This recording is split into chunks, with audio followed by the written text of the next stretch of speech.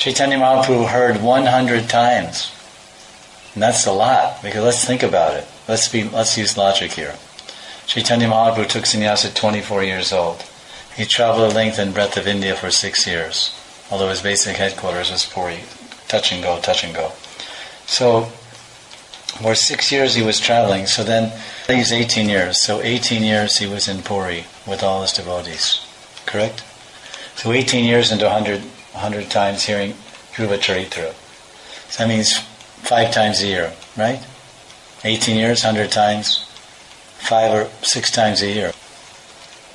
So 6 times a year, he's hearing the story of Prahlad Maharaj from 7th Canto of Bhagavatam. That means every 2 months. There's 12 months in a year. So every 2 months he's hearing about Prahlad Maharaj.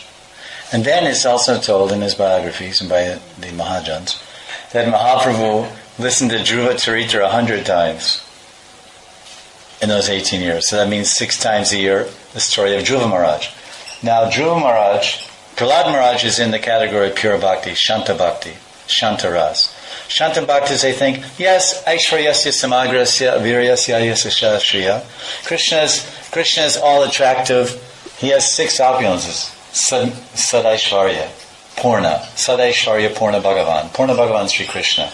Yes, he is the most beautiful and attractive. All beauty. And he's the most powerful. All power and strength. He is the most wealthy.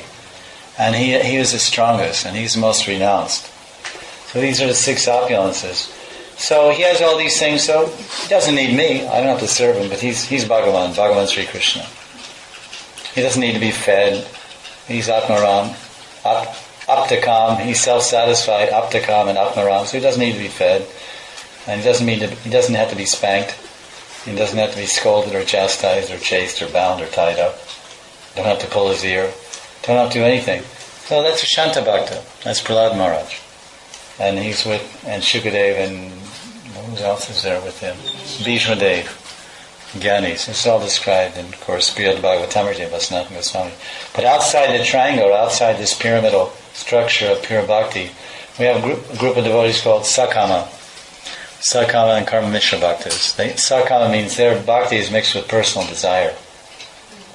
Okay, God, a little for you and a lot for me.